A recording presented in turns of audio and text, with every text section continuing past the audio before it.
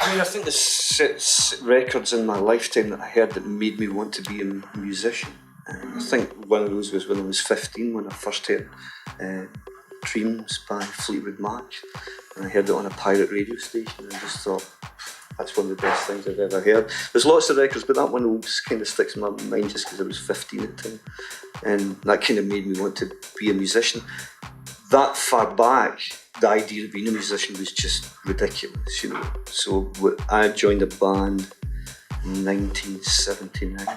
And the idea of thinking of having a career in the band was just like a ridiculous pipe dream.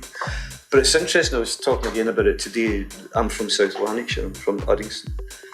And so many bands have come through South Lanarkshire. We're talking about it today, you know, whether it's Teenage Fan Club, Soup Dragons, you know, Primal Scream. So many bands have come from that area. It's interesting, you wonder why those things are. I know I digress. But listening to records early on and just being inspiring, but it was interesting getting a record deal in 1982. It was quite early on. A lot of bands in Scotland at that point were getting deals, but it just, you know, when you were 17, you just thought, imagine being in a band. You know, it was like incredible. So anyway, that was one of the songs.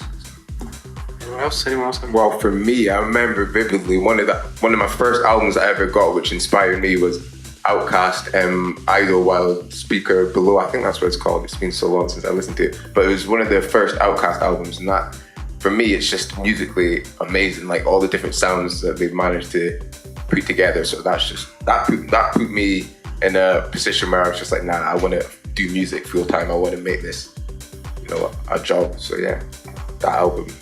One of my favourites. I studied jazz initially when I was younger. That was the thing. When I first heard Dave Brubeck, I don't think a lot of people really know Dave Brubeck. Dave Brubeck was an extraordinary jazz piano player, and he was totally different from all the kind of jazz guys of that era. He was using different time signatures, and the guy was an absolute genius. But when I first heard that, and then I'll be honest with you, the first time I heard it, when I heard Lennon's Double Fantasy album, that totally changed my life. Same as Dark Side of the Moon, the first time I heard it, I mean, the Floyd album, I was like, this stuff is just, it gets you in there, you know, and I think that's why a lot of people, particularly kind of my age group, they love Oasis. I'm definitely showing my age now, but like, Oasis had that sound, people could relate to them lyrically as well, people could relate to the sound.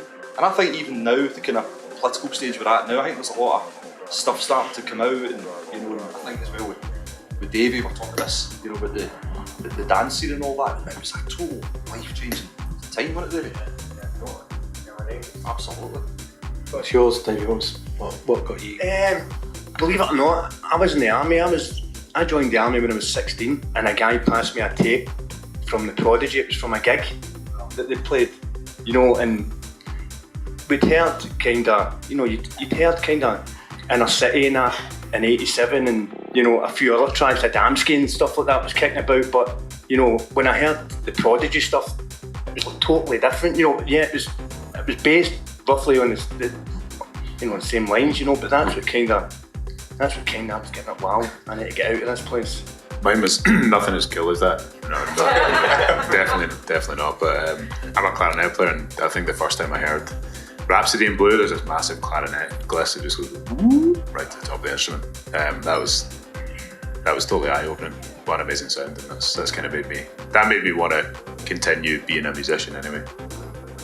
How hard is it finding your sound when you're starting out? Is that a difficult thing to do to sort of discover the road you want to go down? Yeah, well, I would say I don't think you ever fully find your sound, because you're always perfecting what you're working on. Like, you're never just gonna have a sound and that's it. Because one day you'll be like, well, that maybe isn't what it could be, or you could totally change exactly how you want to express yourself. So yeah, like, you're always gonna be working on your sound, but you could get it to a level where you feel that you could put it out and people would like it. So yeah, I think you're always gonna be working on your sound.